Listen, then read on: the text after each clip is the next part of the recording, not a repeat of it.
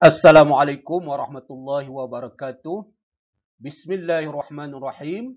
Alhamdulillahi rabbil alamin. Wassalatu wassalamu ala rasulil amin. Wa ala alihi wa ashabihi ajma'in. Amma ba'd. Alhamdulillah, pada kali ini kita dapat bertemu lagi dalam siri perkongsian berkaitan dengan sam'iyat. Tajuk kali ini ialah Al-Maut, kematian. Berkaitan dengan tajuk ini, kita akan menjawab 5 persoalan yang sekiranya kita dapat menguasai 5 persoalan ini, bermakna kita telah menguasai tajuk kematian ini. Perkara pertama ialah bagaimana bentuk keimanan yang perlu ada kepada kita terhadap kematian. Yang kedua, apakah dalil-dalil yang berkaitan dengan kematian. Yang ketiga, apakah ada golongan yang tidak mempercayai kematian dan apakah alasan mereka? Kemudian yang keempat, apakah hukum golongan yang tidak mempercayai kematian dan alasan terhadap hukum tersebut? Dan yang kelima, kita akan tahu apakah komponen penting yang utama yang membentuk manusia. Jadi, kita akan mulakan tajuk kematian ini. Sama-sama kita ikuti dengan Bismillahirrahmanirrahim. Baiklah semua, dalam tajuk Al-Maut ini ada sekurang-kurangnya 9 isi penting yang perlu kita berikan tumpuan. Isi yang pertama ialah bagaimanakah bentuk keimanan kepada kematian yang dituntut oleh syarak. Maksudnya, syarak nak kita beriman dengan kematian ni macam mana? Kalau kita merujuk kepada buku teks, ada 2 bentuk ataupun 2 perkara yang berkaitan dengan kematian yang perlu kita imani. Apakah 2 perkara tersebut? Yang pertama, kita perlu beriman bahawa semua makhluk akan musnah. Tiada yang kekal, melainkan Allah sahaja. Itu perkara pertama. Perkara yang kedua, yang perlu kita imani ialah sebab utama kematian adalah berakhirnya ajal ataupun tempoh yang Allah tetapkan kepada kita. Maksudnya setiap kita ni ada tempoh yang Allah tentukan. Kalau barang tu dia ada tempoh luput dia. Begitu juga manusia, dia diistilahkan sebagai berakhirnya ajal. Berakhirnya ajal itu merupakan sebab utama kepada kematian. Jadi 2 perkara ini adalah merupakan 2 bentuk keimanan berkaitan dengan kematian yang dituntut oleh syarak. Seterusnya, kita melihat kepada isi yang kedua. Apabila ada fakta begitu, apakah rujukan terhadap fakta tersebut? Bagi yang pertama, yang menyatakan bahawa kita mesti beriman bahawa semua makhluk akan musnah, dia adalah merujuk surah Ar-Rahman ayat 26 hingga 27. Yang mana Allah Subhanahu wa taala berfirman, "Kullu man 'alaiha fan wa yabqa wajhu rabbika dzul jalali wal ikram." Jadi dalam keterangan ayat ini, Allah Subhanahu wa taala menceritakan setiap yang ada di atas muka bumi ini akan fan. Fan maknanya musnah. Yang kekal hanyalah zat Allah Ta'ala yang mempunyai keagungan dan juga kebesaran. Seterusnya, isi yang ketiga, kerana ada 2 perkara yang dituntut untuk kita imani berkaitan kematian. Jadi persoalannya ialah apakah dalil bagi aspek yang kedua tadi, iaitu yang mengatakan bahawa kematian ini disebabkan utamanya ialah berakhirnya tempoh ataupun berakhirnya ajal. Perkara ini adalah berdasarkan dalam surah An-Nahl ayat 61. Allah Subhanahu wa taala berfirman menceritakan bahawa semua yang mati itu adalah disebabkan berakhirnya ajal yang telah ditetapkan oleh Allah Subhanahu wa taala. Allah berfirman, "Fa idza jaa ajaluhum la yastakhiruna sa'atan wa la yastaqdimun."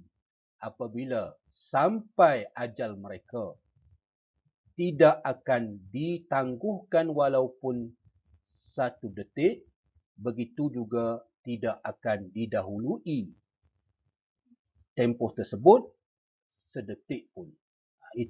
Ayat ini menunjukkan bahawa ajal manusia telah ditetapkan dan tidak berubah dan tidak berganjak daripada ketetapan tersebut.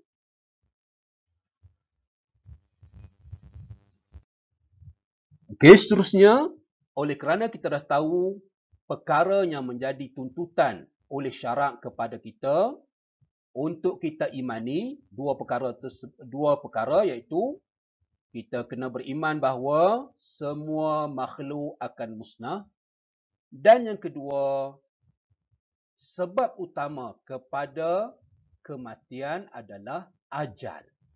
Sampainya ajal yang telah ditetapkan oleh Allah Subhanahu wa taala.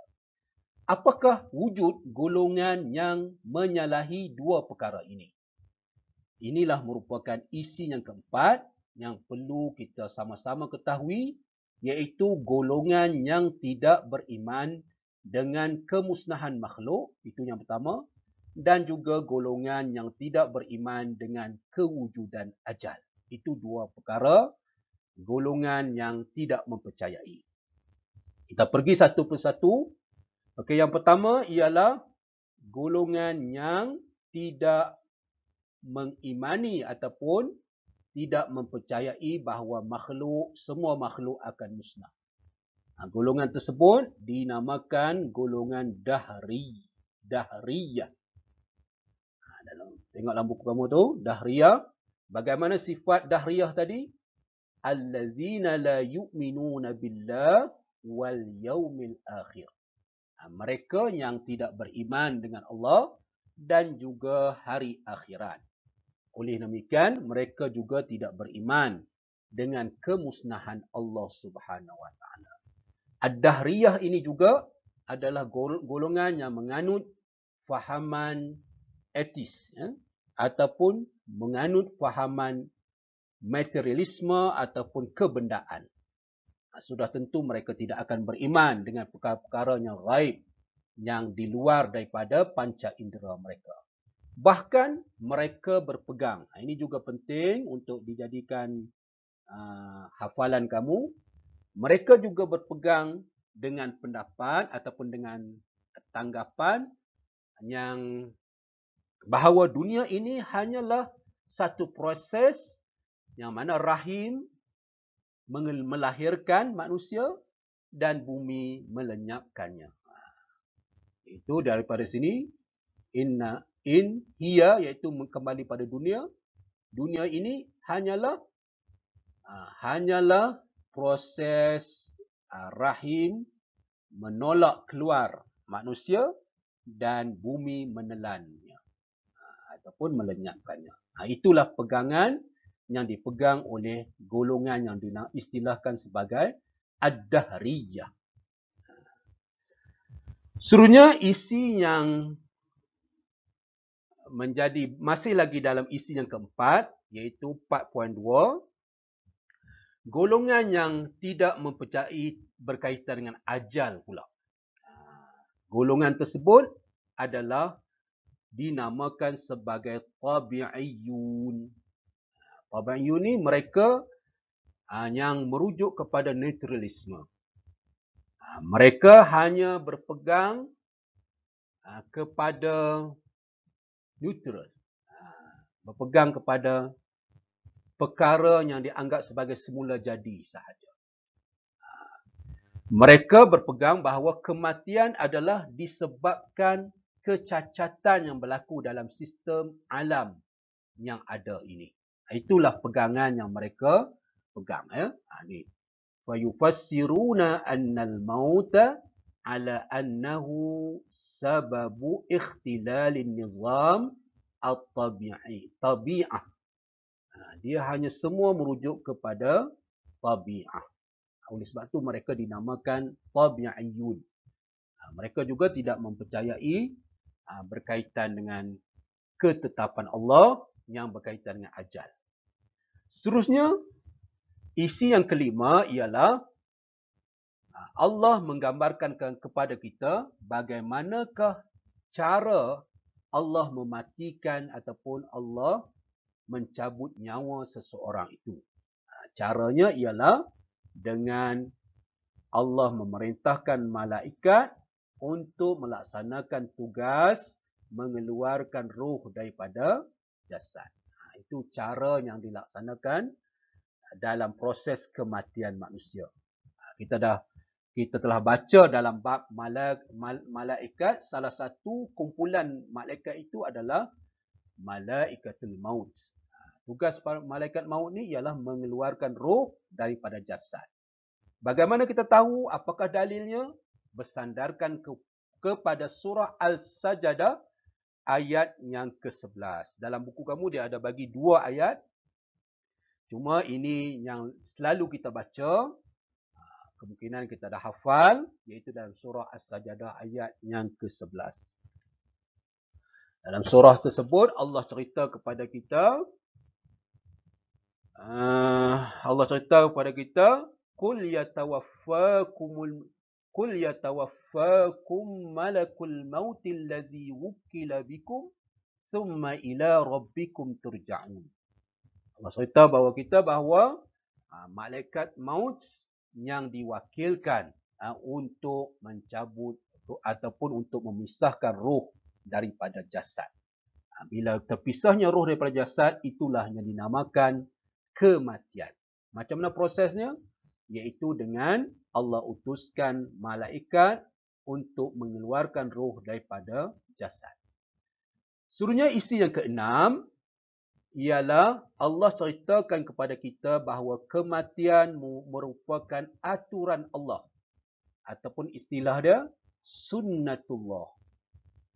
Sunnatullah kepada makhluknya. Yang mana tidak terkecuali seorang pun daripada aturan tersebut. Itulah yang dinamakan sunnatullah. Perkara ini adalah merujuk ataupun dalilnya adalah surah Al-Anbiya ayat 35. Yang selalu kita baca ataupun selalu kita rasanya kita dah hafal perkara ni. Yang menjadi fokus kita ialah kullu nafsin dha'iqatul maut. Setiap jiwa ataupun setiap yang hidup itu akan merasai kematian.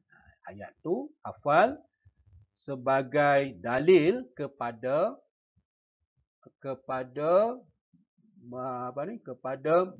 menunjukkan kematian itu adalah aturan Allah yang Allah telah tetapkan kepada semua hamba-hambanya. Dalam tajuk Al-Maut ini juga timbul satu persoalan. Kenapa kematian termasuk dalam perkara sam'iyat, sedangkan kematian ini kita dapat saksikan saban hari, setiap hari pun ada kita saksikan kematian. Kenapa dia termasuk dalam perkara ghaibiyat? Oleh sebab tu dalam buku kamu, dia ceritakan bahawa kematian ini kita dapat lihat kejadiannya. Maka kalau kejadian kematian ini bukanlah termasuk dalam ghaibiyat ataupun sam'iyat. Yang termasuk dalam ghaibiyat itu ialah bilakah berlakunya kematian. Itulah yang menjadi mati ini termasuk dalam perkara sam'iyat. Sebab tidak ada siapa pun yang mengetahui tentang waktu tibanya kematian. Semua orang tak tahu. Jadi dari sudut tu dia termasuk dalam sam'iyat. Tetapi kejadian berkaitan dengan kematian itu tidaklah menjadi perkara ghaibiat. Sebab kita nampak seperti mana dinyatakan dalam buku kamu, iaitu dia kata maut, kematian dalam bentuk yang kita dapat lihat, kita dapat saksikan adalah perkara yang benar-benar berlaku. Dia bukanlah dinamakan ghaibiat. Tetapi yang dikatakan ghaibiat itu adalah dari sudut masa dan juga waktu ketibaannya. Tidak ada siapa pun yang tahu. Itu isi yang ketujuh. Isi yang ke-8, apakah hukum bagi orang yang mengingkari kematian? Jawapannya sudah tentulah orang yang mengingkari kematian adalah kafir. Na'udzubillahi min zalik. Apa alasan terhadap hukum tersebut? Ini juga penting. Li'annahu yunkiru ma huwa maqtu'un bisubutihi fil Qur'ani was sunnah. Kerana dia telah memungkiri ataupun tidak mempercayai perkara yang telah diputuskan secara nyata dan jelas kewujudannya melalui Al-Quran dan juga As-Sunnah. Seolah-olahnya sesiapa yang tidak mempercayai kematian seperti golongan yang kita dah baca iaitu Ad-Dahriyah tu, maka golongan tersebut kafir, na'udzubillah, kerana mereka telah menyalahi perkara yang jelas dan nyata apa yang disebut dalam Al-Quran dan juga As-Sunnah. Maksudnya mereka menyalahi Al-Quran dan As-Sunnah. Oleh sebab itu, hukumnya kafir. Dan isi yang terakhir, apakah perkara ataupun unsur yang membentuk manusia?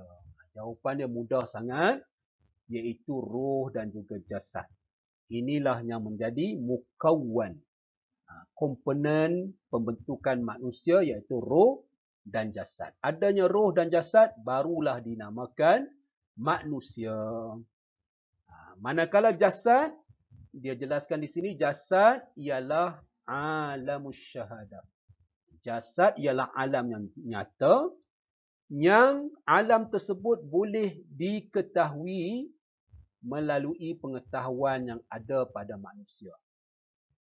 Begitu juga jasad boleh dipelihara, dijaga daripada kesakitan dan dirawat apabila berlaku kepada jasad kesakitan. Itulah nama dia jasad. Itu unsur yang pertama yang ada pada manusia. Dan unsur yang kedua ialah roh yang kita akan bahaskan secara khusus dalam tajuk akan datang. Itulah 9 isi penting yang ada di dalam pembahasan maut. Ringkas sahaja, dan selepas ini kita akan berpindah pada tajuk yang berkaitan dengan mati juga, iaitu persoalan kematian ataupun ajal orang yang mati dibunuh. Apakah ajalnya telah sampai ataupun bagaimana? Itu akan dibahaskan dalam pertemuan akan datang. InsyaAllah, saya ucapkan terima kasih di atas penyertaan kalian dalam siri perkongsian berkaitan dengan sukatan kita dalam Sijil Tinggi Agama Malaysia. Sekali lagi ucapan terima kasih. Jazakumullahu khairan kathira. Wallahu a'lam. Sehingga bertemu lagi dalam siri-siri yang akan datang. InsyaAllah. Wallahu a'lam.